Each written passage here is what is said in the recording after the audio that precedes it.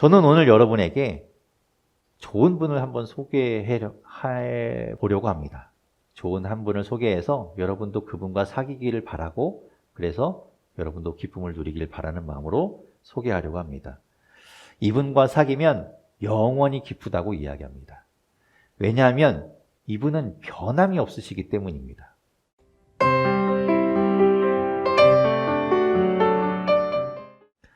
앞에 보면 이렇게 현수막이 걸려있죠. 기쁨의 50일이라는 현수막이 걸려 있습니다. 말씀드린 것처럼 기쁨의 50일은 기쁨으로 가득한 날들입니다. 기쁨에 산다는 것은 좋은 일이죠. 기쁜 것은 좋은 일입니다. 누구나 바라는 일이죠. 아마도 제가 여러분에게 기쁨의 50일을 보내십시오라고 말하지 않아도 아마 여러분은 스스로 기쁜 삶을 살려고 하실 겁니다. 기쁘게 사시겠습니까? 안 기쁘게 사시겠습니까? 이렇게 물어봤을 때 저는 안 기쁘게 살래요 라는 사람은 없겠죠. 과연 그런 사람이 있을까요? 사람은 누구나 기쁘게 살고 싶어 합니다. 그렇다면 여러분은 기쁘게 살기 위해서 무엇을 하고 계십니까? 우리가 흔히 취미가 그런 역할을 하죠. 막 스트레스 받고 힘들고 짜증나고 이럴 때 우리가 취미 활동을 통해서 뭔가 좀 활력소가 되고 숨통이 트이고 좀 기쁨을 찾곤 합니다. 그런데 그렇게 찾은 기쁨이라는 것이 안타깝게도 오래 가지가 않더라고요. 금방 돌아서면 없어져 버립니다. 우리가 스트레스 가득 받을 때 맛있는 음식을 먹거나 아주 매운 음식을 먹으면서 스트레스를 풀고 좀 기쁨을 찾곤 합니다. 하지만 얼마 안 가서 배가 꺼지면 그 스트레스도 다시 돌아오게 되지요. 잠깐 반짝거리는 기쁨을 누릴 뿐입니다. 사람이 참 간사하고 변덕이 심하지요. 아무리 맛있는 음식도 몇 번 반복해서 먹으면 금방 질립니다. 아무리 예쁜 옷도요, 몇 번 입으면 금방 또 질려버려서 다른 옷을 찾게 됩니다. 왜 나는 옷이 없나? 이렇게 옷장을 보면서도 그런 생각을 하게 되지요. 성경에 보면 우리만 그런 것이 아니라 이스라엘 백성들도 그랬던 것 같습니다. 우리 성경에 그런 모습들을 찾아볼 수 있죠. 모세가 이스라엘 백성들을 인도해서 이집트에서 나오게 됩니다. 탈출해서 나왔는데 그들이 광야에서 놀라운 음식을 먹게 됩니다. 그 음식이 무엇인가 하면 만나라는 음식이죠. 이전에는 먹어본 적이 없는 음식, 본 적도 없는 음식을 그들은 먹게 됩니다. 출애굽기 16장 31절에 보면 그들이 만나를 접하고 나서 만나에 대해서 이렇게 이야기합니다. 제가 읽어보겠습니다. 이스라엘 족속이 그 이름을 만나라 하였으며 가시같이 희고 맛은 꿀 섞은 과자 같았더라. 그것이 무엇인지 몰랐는데 먹어보니까 꿀 섞은 과자 같았더라 라고 이야기하죠. 이 만나라는 이름이 맛있어서 만나가 아닙니다. 우리말이 아니라 히브리 말로 이게 뭐야? 라는 말이에요. 그러니까 그들이 본 적이 없었던 것을 본 것이죠. 그렇게 처음 경험하는 것을 먹어봤더니 꿀 섞은 과자라는 건 이제 얇게 만들어진 과자를 이야기합니다. 그래서 꿀 섞은 그런 과자 맛이 났다. 맛있었다는 말일까요? 맛없다는 말일까요? 맛있다는 말이겠죠. 꿀 맛이 났다고 했으니까. 아마 그들은 그것을 먹어보고 너무 맛있어서 서로 더 많이 가져가려고 했을 겁니다. 그 정도로 그것이 좋았고 기뻤겠지요. 날마다 일어나면 텐트 밖에 나가면 그것이 있었습니다. 우리가 특별히 노력하지 않아도 어디 가서 사지 않아도 그것이 그냥 늘 거저 있었지요. 얼마나 좋았겠습니까? 그렇지만 그 기쁨도 오래가지 못합니다. 불과 얼마 안 가서 그들은 불평하기 시작합니다. 민수기 11장에서 그들이 만나를 또 이렇게 표현하는데 제가 읽어보겠습니다. 민수기 11장 6절에서부터 8절까지 보면 이렇게 말합니다. 이제는 우리의 기력이 다하여 이 만나 외에는 보이는 것이 아무것도 없도다 하니 만나는 가시와 같고 모양은 진주와 같은 것이라 백성이 두루 다니며 그것을 거두어 맷돌에 갈기도 하며 절구에 찢기도 하고 가마에 삶기도 하여 과자를 만들었으니 그 맛이 기름 섞은 과자 맛 같았더라. 어떤 느낌인지 아십니까? 처음에는 꿀 섞은 과자처럼 느껴졌는데 이제는 기름 섞은 과자 같은 그런 맛이 났다는 것이죠. 질린 겁니다. 아무리 맛있는 것도 금방 질려버린 거죠. 하나님이 주신 그 만나라는 것을 먹음으로 기쁨을 누렸는데 그것도 얼마 안 가니까 질리고 그냥 기름맛만 나는 그렇게 바뀌어버리고 말았던 것이죠. 그래도 이스라엘 백성들 참 대단한 것이요. 그런 것을 40년 동안 먹습니다. 대단하죠. 그러니까 쉽게 말할 수 있는 부분은 아닌 것 같습니다. 기쁨을 찾는 것은 어쩌면 의외로 참 쉽습니다. 우리가 하고 싶은 것, 지금 당장 여러분 하고 싶은 거 하면 그게 기쁘겠죠. 그런데 그 기쁨이 오래 가지 않아요. 지금 당장 하고 싶은 대로 한다고 해도 그것이 내 양심이라는 것과 서로 부딪히게 되면 오히려 기쁨보다는 죄책감이 더 들게 될 겁니다. 제가 그래서 경험한 바에 의하면 그래도 그나마 기쁨이 좀 오래 가는 것이 무엇이었는가? 그나마 좀 많이 기쁜 것이 무엇이었는가? 사람이었습니다. 사람이 그래도 좀 오래 가더라고요. 아마도 사람은 교감할 수 있기 때문이겠죠. 서로 감정을 나눌 수 있기 때문에. 그러니까 좋은 사람을 만나고 그 사람과 사귀게 되면 어떤 음식을 먹고 어떤 물건을 가지고 좋은 경치를 보았을 때보다 더 오랫동안 기쁨을 누릴 수 있게 됩니다. 그렇다고 해서 사람을 사귄다고 그 기쁨이 평생 영원토록 가지도 않지요. 여러분도 아마 느끼시겠지만 여러분의 가족들, 혈연 관계로 맺어진 그 가족도 늘 언제나 365일 24시간 1시간도 빼지 않고 한 초도 빼지 않고 변함없이 기쁘지는 않지요. 그러니 다른 사람들과는 오죽하겠습니까? 저는 오늘 여러분에게 좋은 분을 한번 소개해 보려고 합니다. 좋은 한 분을 소개해서 여러분도 그분과 사귀기를 바라고 그래서 여러분도 기쁨을 누리길 바라는 마음으로 소개하려고 합니다. 이분과 사귀면 영원히 기쁘다고 이야기합니다. 왜냐하면 이분은 변함이 없으시기 때문입니다. 사람이 변함이 없어야 그 사람과 오래 가죠. 변함이 없으시기 때문에 그분과 사귀면 영원토록 기쁠 수 있습니다. 우리는 그분을 다 알지 못합니다. 그래서 늘 새롭지요. 늘 새로워서 늘 기쁩니다. 이분을 만나고 사귀면 영원히 우리는 늘 기쁠 수 있습니다. 그분은 어떤 분인가? 오늘 본문 1절에서부터 4절에 소개하는 분입니다. 오늘 본문 1절부터 4절까지 말씀 같이 읽어보겠습니다. 함께 읽겠습니다. 시작. 태초에는 하나님은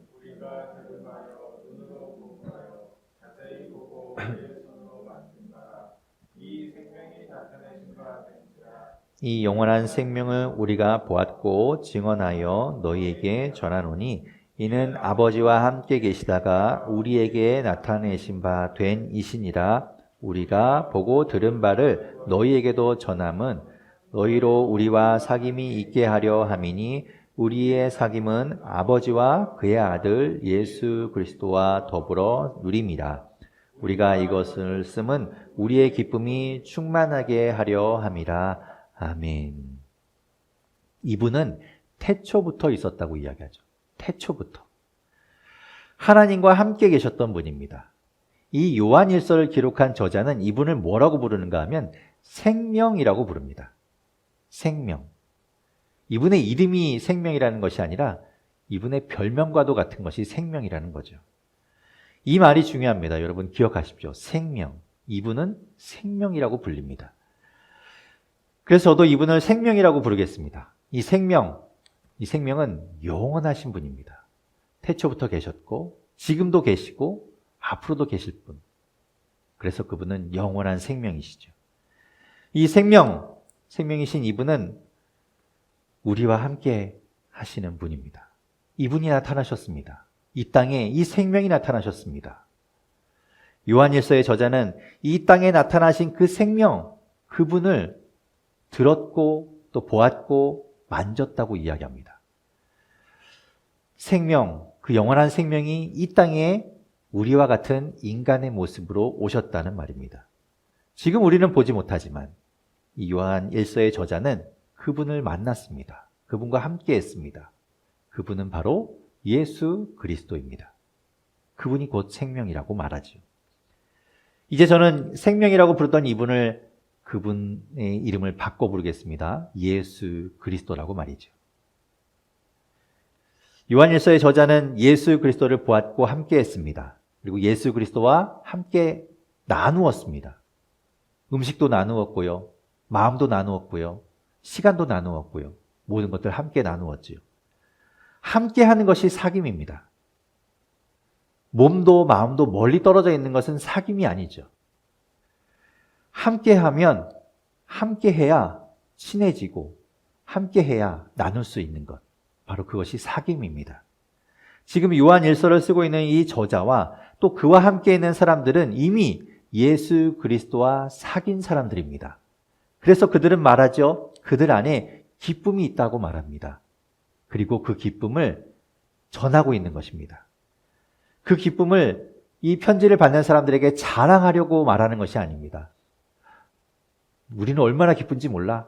너희는 아마 죽었다 깨어나도 모를걸? 우리는 얼마나 기쁜데. 너희는 알 수 없는 기쁨을 우리는 누리고 있어 라고 자랑하려는 것이 아니라, 그런 의도가 아니라 자신들이 가지고 있는, 자신들이 누리고 있는 그 기쁨을 편지를 받는 사람들도 똑같이 누리길 원하면서, 여러분도 그 기쁨을 한번 누려보십시오. 여러분도 그 기쁨을 한번 간직해 보십시오. 그런 마음으로 이 편지를 쓰고 있는 것이죠. 이들이 말하는 이 사귐, 그리고 편지를 받고 있는 사람들, 지금 우리도 이 요한일서를 보고 있지만 우리도 사귐이 있길 원하면서 이 편지를 썼는데, 그 사귐이란 결국 생명이신 예수 그리스도와 함께하고 예수 그리스도를 누리는 것을 말합니다. 그것이 사귐이죠. 그것이 3절에, 우리가 읽었던 3절에 이야기하는 것입니다. 예수 그리스도, 생명이신 분과 함께하고 그분을 누리는 것, 그런 사귐을 가져라 말합니다. 그런데 어떻게 해야 이 생명, 영원한 생명, 예수 그리스도와 사귈 수 있을까요? 그것을 이야기해 줘야 되지 않습니까? 어떻게 하라고, 어떻게 해야 그러면 사귀는 건데요? 예수 그리스도, 예수님께 우리가 가서 막 러브레터를 보내거나 쪽지를 보내거나 아니면 선물을 보내거나, 우리 주보에 예쁜 노란 꽃이 있지만 꽃을 가지고 가서 이렇게 프로포즈 하듯이 고백을 하면서 수줍게 이야기해야 될까요? 예수님 저랑 사귀실래요? 저 예수님 사귀고 싶어요. 뭐 이렇게 해야 사귈 수 있나요? 어떻게 해야 될까요? 사실 우리가 보고 있는 이 요한일서의 저자가 쓴 책이 또 있습니다.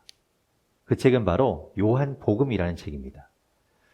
요한복음은 저자가 말하고 있는 1절과 2절에서 만난 그분, 그 생명, 예수 그리스도에 대해서 자세하게 그분과 함께 했던 일들, 그분과 나누었던 것들, 그런 것들에 대해서 기록한 책입니다.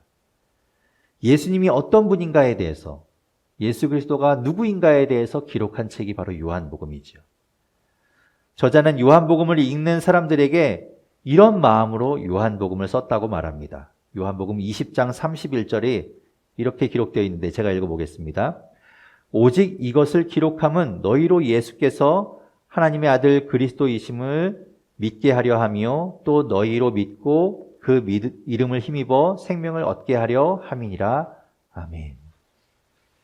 하나님의 아들 예수 그리스도를 믿게 하려고 요한복음을 썼다라고 이야기하고 있지요. 그런데 예수 그리스도가 누군지를 알아야 믿지 않습니까? 누군지를 알아야 예수 그리스도를 믿을 수 있겠지요. 모 개그맨이 모르는데 어떻게 가요? 라는 말을 해서 크게 유행을 한 적이 있지만, 모르는데 어떻게 믿습니까? 알아야 믿지요. 그래서 요한복음에서는 예수님에 대해서 이야기합니다. 특별히 요한복음은 예수님에 대해서 나는 무엇이다 라는 말로 예수님을 7가지로 이야기하죠. 생명의 떡이다, 세상의 빛이다, 그리고 양의 문이고 선한 목자고 부활이요 생명이요 길이요 진리요 생명이요 참 포도나무요, 이렇게 이야기하면서 예수님을 7가지로 표현하고 있습니다. 그래서 예수님을 이야기하죠. 그러니 예수님을 믿으라고 말합니다. 그 예수님을 믿으면 그 예수님으로 인해서, 그 생명이신 그분으로 인해서 우리 또한 생명을 얻게 됩니다. 이것이 사귐이지요. 사귐은 함께하고 함께 나누는 것이라고 했으니까 우리가 예수님과 사귈 때 생명이신 그분의 생명을 우리 또한 나누어 받게 되는 겁니다. 지금까지 이야기한 것을 좀 정리해 보면 이런 내용입니다. 예수 그리스도는 영원한 생명이십니다. 생명 그 자체이십니다. 그런데 그 생명이신 예수님과 사귀는 방법은 예수님을 믿는 겁니다. 그것이 사귀는 것이죠. 그분과 그렇게 믿음으로 사귀게 되면 우리는 생명을 얻게 됩니다. 생명을 나누어 받게 되지요. 그리고 우리는 그 생명을 나누어 받음으로 인해서 기쁨이 넘치게 됩니다. 그 기쁨은 또한 영원합니다. 사라지는 생명이 아니기 때문입니다. 자, 그런데 3절에 보면 우리가 사귈 분이 한 분 더 계시다고 이야기합니다. 예수 그리스도의 아버지 되시며 우리가 예수 그리스도와 사귀면 우리 아버지 되시는 바로 그분, 곧 하나님을 이야기합니다. 그 하나님과도 사귀라고 이야기하죠. 오늘 보면 5절에서부터 10절까지 그분이 어떤 분인가에 대해서 이야기하고 있습니다. 오늘 보면 5절에서부터 10절까지의 말씀을 같이 읽어보겠습니다. 시작. 우리가 그에게서 듣고 너희에게 전하는 소식은 이것이니 없으시다는 것이니라. 만일 우리가 하나님과 사귐이 있다 하고 어둠에 행하면 거짓말을 하고 진리를 행하지 아니함이거니와 그가 빛 가운데 계신 것 같이 행하면 우리가 서로 사귐이 있고 그 아들 예수의 피가 우리를 모든 죄에서 깨끗하게 하실 것이요 만일 우리가 죄가 없다고 말하면 스스로 속이고 또 진리가 우리 속에 있지 아니할 것이요 만일 우리가 우리 죄를 자백하면 그는 미쁘시고 의로우사 우리 죄를 사하시며 우리를 모든 불의에서 깨끗하게 하실 것이요 만일 우리가 범죄하지 아니하였다 하면 하나님을 거짓말하는 이로 만드는 것이니 또한 그의 말씀이 우리 속에 있지 아니하리라. 아멘. 와, 이거 길었습니다. 제가 앞에서 예수 그리스도를 또 뭐라고 불렀다고요? 생명이라고 불렀습니다. 생명. 그 생명은 예수 그리스도의 어떤 별명과도 같았지요. 근데 이번에 하나님을 우리가 읽은 이 본문에서는 뭐라고 부릅니까? 빛이라고 부릅니다. 하나님은 빛이십니다. 그런데 우리가 오해하면 안 됩니다. 예수는 생명, 하나님은 빛. 그렇게만 딱 도식을 딱 정해놓고 나머지는 틀렸다고 말하면 또 안 됩니다. 그것은 별명처럼 그분의 한 일부분을 표현하는 것이고 또 다르게도 우리가 말하기도 하죠. 아까 말씀드린 것처럼 요한복음에서는 예수님을 7가지로 정의하지 않습니까? 여러 가지로 그분들을 나타낼 수 있습니다. 그 중에 오늘 이 요한일서의 저자는 하나님을 빛이라고 예수 그리스도를 생명이라고 이야기하고 있는 겁니다. 빛, 하나님은 빛을 받는 분이 아닙니다. 우리는 빛을 받지요. 하지만 하나님은 그분 자체가 빛이십니다. 빛 자체이신 분이죠. 그렇기 때문에 그분에게는 그림자도 없고 그늘도 없고 어둠이 없습니다. 빛이 어둠과 함께 존재할 수 없지요. 마찬가지로 하나님은 거룩하신 분이라는 겁니다. 진실하시고 죄가 없으신 분이라고 말하는 거죠. 그러니까 하나님과 죄는 함께 있을 수 없습니다. 공존할 수 없지요. 그래서 하나님과 사귀면 어떻게 될까?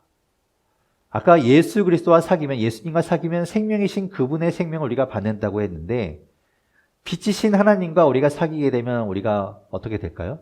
빛을 받게 되죠. 빛을 우리가 나눠 받게 됩니다. 그 빛은 거룩함인데 우리가 그 거룩함을 갖게 되는 겁니다. 그 거룩함이 우리 안에 있게 되면 우리 안에 죄가 함께 있을 수 없게 됩니다. 그렇게 우리는 하나님을 닮아가고 물들어가는 거죠. 그래서 6절에 말하는 것처럼 하나님과 사귀면 빛을 나누어 받고 빛이 우리 가운데 있게 되기 때문에 어둠 가운데 있을 수 없는데 여전히 우리가 어둠 가운데 있다면 하나님과 사귀고 있지 않은 것이라고 말하는 거죠. 다시 생각해 보라는 겁니다. 7절에 말하는 것처럼 하나님과 사귀면 빛을 받았으니까 당연히 빛 가운데 행해야 맞다 라고 말하고 있습니다. 8절에 또 이렇게 이야기합니다. 죄가 없다고 말하면, 나는 원래 죄와 상관없다 라고 말하면 스스로 거짓말하는 것이라고 이야기합니다. 그 말은 자기를 잘 모르든가 아니면 자기를 애써 외면하고 있는 겁니다.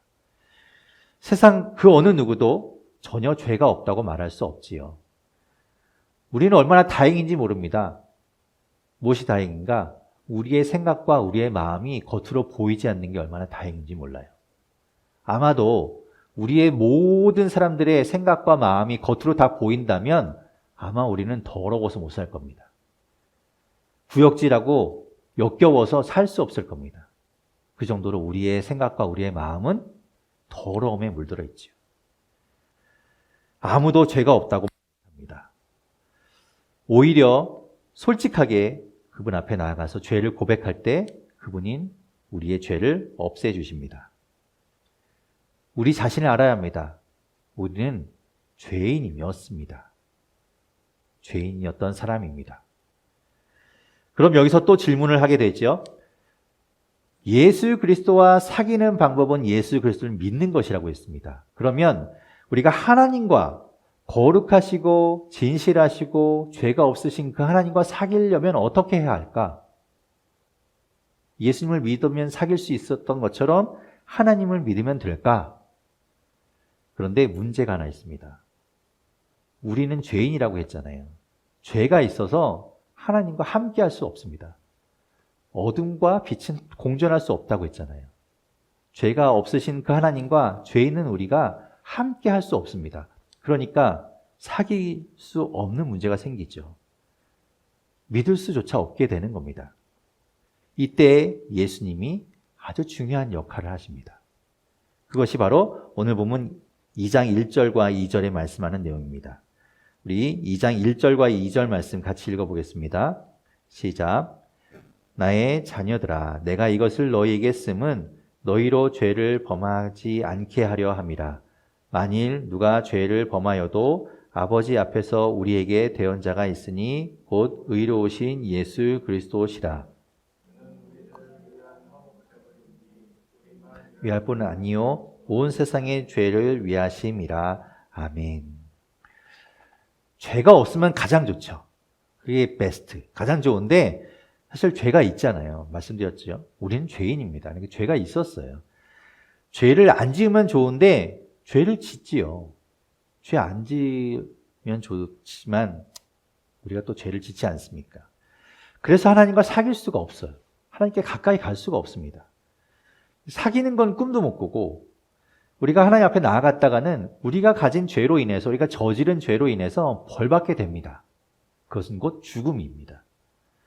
그런데 우리가 믿어서 사귀게 된 예수 그리스도, 그분이 하나님 앞에서 우리를 변호해 주신다고 이야기합니다. 이 대언자라는 말이 변호인이 되어 주신다는 말이에요. 예수님이 우리 편이 되어 주신다는 겁니다. 그래서 우리가 무죄 받게 해 주십니다. 아니 뭐가 그래? 이거 너무 불공평한 거 아니야? 이거 너무 정의롭지 못한 것 아니야? 하나님이 이래도 되나?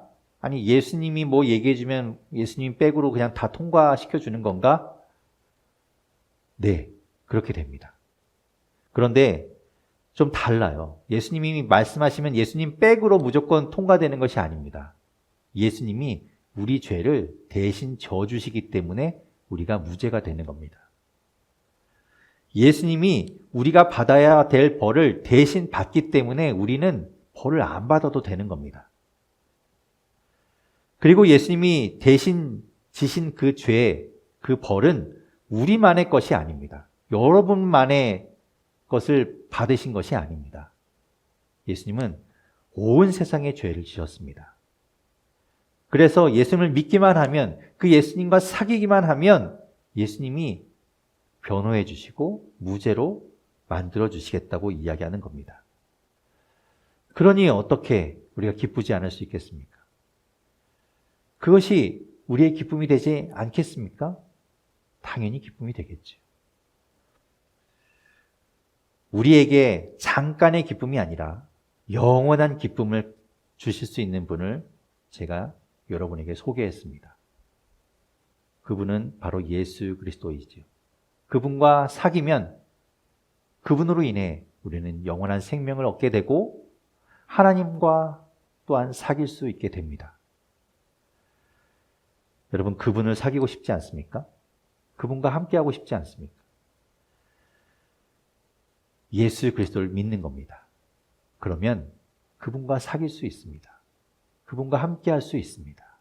그분의 생명을 우리도 누릴 수 있게 됩니다. 여러분, 그분과 사귀게 되시기를 바랍니다.